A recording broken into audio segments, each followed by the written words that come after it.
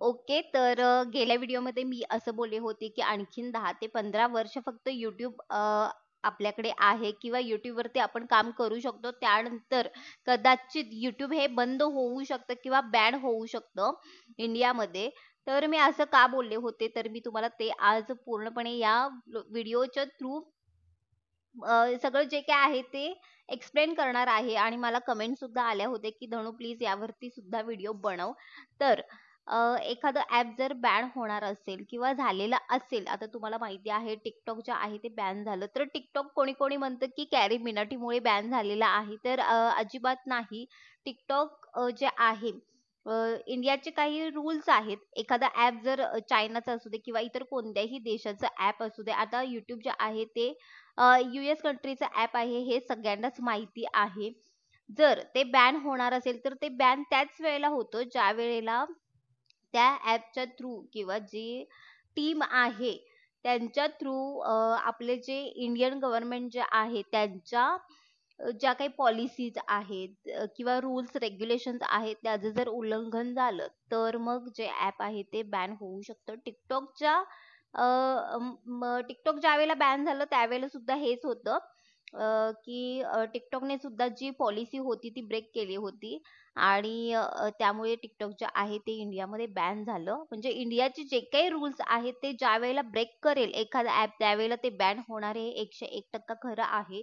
आणि YTचा जो काही इन्कम आहे तो फक्त यूएस कंट्रीला मिळतो असं नाही. आपल्याकडून टॅक्स जो आहे तो वसूल करून घेतला जातो आणि 55 रक्कम जी आहे ती YouTube आपल्याला देतं. 45% रक्कम जी आहे ते स्वतःला ठेवून घेतं आणि त्यातला जो काही टॅक्स आहे ते इंडियन गव्हर्नमेंट आपल्या पेमेंटमधून टॅक्स जो आहे तो कट करून घेतो. आता सध्या तरी YouTube बॅन होईल असं नाहीये.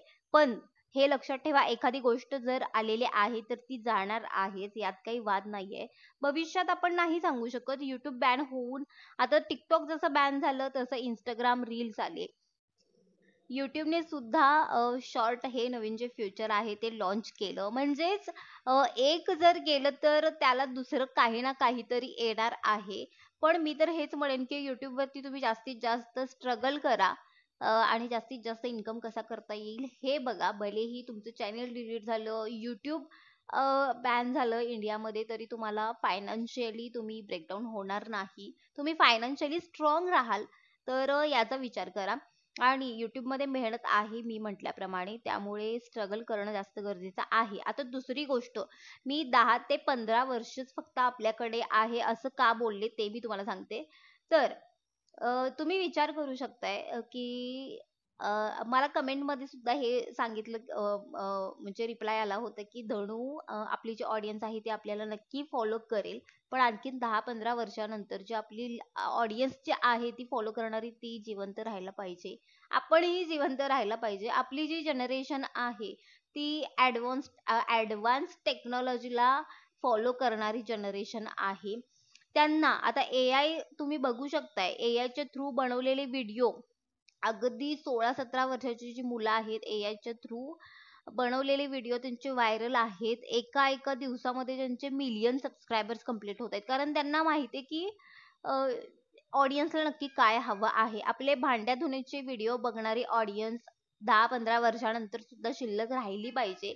आपल्याला नवीन-नवीन कंटेंट जो आहे तो क्रिएट करता आला पाहिजे. रोज-रोज जर मी किचनमध्ये भांडी घासलेलेच जर व्हिडिओ दाखवले, आत्ता जसं दाखवतेय, तर आत्ता तुम्ही बघताय.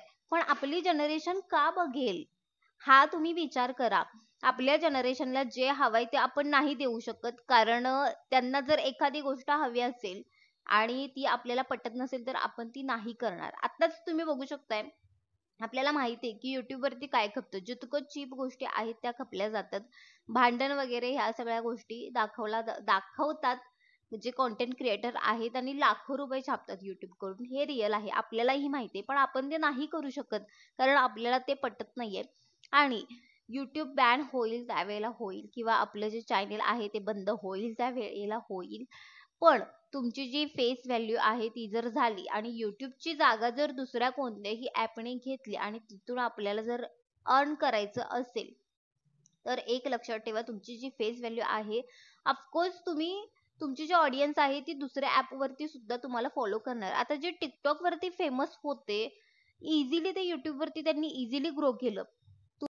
कारण ऑलरेडी त्यांची फेस व्हॅल्यू झालेली होती, लोकांपर्यंत ते पोहोचले होते आणि लोकांना त्यांचं जे नेचर आहे किंवा इतर सगळ्या ज्या गोष्टी आहेत त्या आवडत होते. त्यामुळे त्यांना YouTube वरती फार काही कष्ट करावे लागले नाहीत. आता आपण ना TikTokशी काही आपला संबंध होता ना Facebookशी काही संबंध होता. डायरेक्ट आपण YouTube वरतीच उडी मारले, त्यामुळे आपल्याला लोकांपर्यंत पोहोचायला वेळ तर लागणार आहेच. फक्त खचून जायचं नाही, स्ट्रगल करणंच जास्त गरजेचं आहे. ठीक आहे. तर मेन मुद्दा जो आहे तो लक्षात घ्या, की जी आपली जनरेशन आहे त्यांना टेक्नॉलॉजी जी आहे, ॲडव्हान्स टेक्नॉलॉजी त्यामध्ये जास्त इंटरेस्ट असणार आहे आणि आपण त्या सगळ्या नवीन गोष्टी स्वतःमध्ये आत्मसात करून घेण्यासाठी आपल्याला खूप जास्त वेळ जाईल.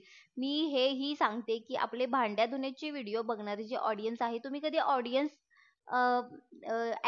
मध्ये जाऊन जे ऑडियन्स आहे तर त्यांचे जे एज आहे तुम्ही बघू शकता. आपल्याला जे ऑडियन्स फॉलो करणारे आहे ती 25च्या वरची आहे आणि 50च्या आतली आहे. कोणीही 18 वर्षाचं किंवा 15 वर्षाचं मूल नाही बघत आहे. कधी हे तुम्ही नोटीस केला का बघा. आता जी 15 वर्षाची मुलं आहेत आत्ताची, ते आणखीन 15 वर्षांनी आपल्याला का फॉलो करतील? कशासाठी करतील? का ते बोलणार आहेत, "वाह! काय मस्त भांडं घासलेलं आहे, अगदी चकाचक निघलेलं आहे," असं म्हणणार आहे का? अजिबात नाही. जी आत्ताचं आपली जी जनरेशन आहे त्यांना टेक्नॉलॉजीमध्ये आणि इन्स्टंट गोष्टीमध्ये जास्त रस आहे आणि आपण 24 तास भांड्या धुण्याची व्हिडिओ नाही दाखवू शकत. कारण आत्ताच आपल्याला काही गोष्टी आवडत नाहीयेत, काही जे ब्लॉगर आहेत त्यांच्या. तर आपल्या गोष्टी का आवडतील आपल्या जनरेशनला? तुम्ही हा विचार करा. म्हणून मी म्हणते, की 10 वर्ष 10 ते 15 वर्ष आपल्याकडे आहेत YouTubeच्या थ्रू पैसे मिळवण्यासाठी. कारण जी आपली पुढची जनरेशन आहे, आपले व्लॉग नाही बघणार आणि जे आत्ता आपले व्लॉग बघणारी जनरेशन आहे, ती 10-15 वर्षांनी जिवंत राहील की नाही माहिती नाही. कडू आहे पण सत्य आहे. ठीक आहे. तर हेच मला मेन्शन करायचं होतं.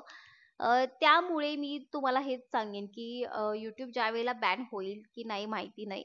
पण जरी बॅन झालं तरी YouTubeची जागा घेणारं दुसरं ॲप नक्कीच येईल. तर सगळ्या तयारीने आपण राहणं जास्त गरजेचं आहे आणि फेस व्हॅल्यू होणं सुद्धा जास्त गरजेचं आहे. आपली फेस व्हॅल्यू म्हणजे काय? आपण फेमस होणं.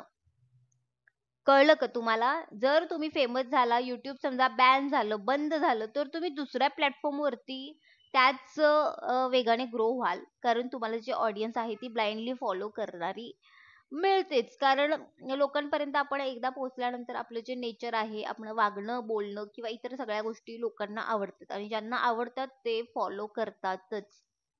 आणि ज्यांना नाही आवडत ते हेट करण्यासाठी का होईना फॉलो करतातच. हे आहे रियालिटी. ठीक आहे. त्यामुळे मी तुम्हाला हेच सजेस्ट करेन, की म्हणजे इतकी घाबरायची गरज नाहीये. फक्त हे लक्षात ठेवा आणखीन 10 ते 15 वर्षांनी जी आपली जनरेशन आहे, आपली नेक्स्ट जनरेशन ती आपल्याला फॉलो नाही करणार आहे. हे लक्षात ठेवा.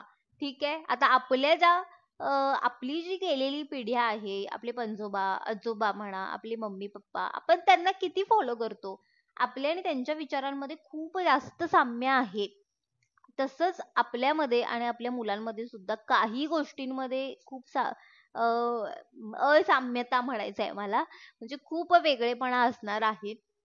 आणि आपण त्याला म्हणजे 100% रिलेट करेल हे असं नाही. म्हणून मी तुम्हाला सांगते, की जितका वेळ आहे तितकाच सोशल मीडियाच्या थ्रू जितका फायदा होईल फायनान्शियली तितका करून घ्या. कारण दुसरा ऑप्शन नाहीये आपल्याकडे आणि आपण कारणं नाही देऊ शकत. कोणतंही फील्ड असू दे. तुम्ही ऑनलाईन जॉब करा, प्रायव्हेट जॉब करा, गव्हर्नमेंट जॉब करा किंवा कोणतीही शैक्षणिक गोष्टी असू देत, त्यामध्ये कारणं देऊन नाही चालत. कष्ट केल्याशिवाय, कष्ट करण्याशिवाय पर्याय नाहीये आणि लगेच काहीही यश नाही मिळत आणि YouTube वरती खूप जास्त स्ट्रगल आहे. भलेही Instagram असू दे किंवा इतर कोणतंही मौज वगैरे ह्या सगळ्याच्या गोष्टी आहेत. तिथे म्हणजे पटकन आपण व्हायरल जातो कारण ते शॉर्ट आहे. ठीक आहे. आता YouTubeच्या थ्रू व्हायरल जाणं म्हणजे तारेवरची कसरत आणि ह्या सगळ्या गोष्टी मी तेच दरवेळेला सांगायची गरज नाही. सगळ्यांना माहिती आहे मेहनत खूप आहे, पण एक दिवस मेहनतीचं फळ मिळतं. आणि त्या दिवसाची वाट बघण्याशिवाय आपल्याकडे पर्याय नाहीये हे मी माझ्या प्रत्येक व्हिडिओ मध्ये सांगते. तर आजचा व्हिडिओ हा असा होता. ठीक आहे, यातून बघा तुम्हाला चांगलं काही वाटलं तर. ठीक आहे, ओके बाय.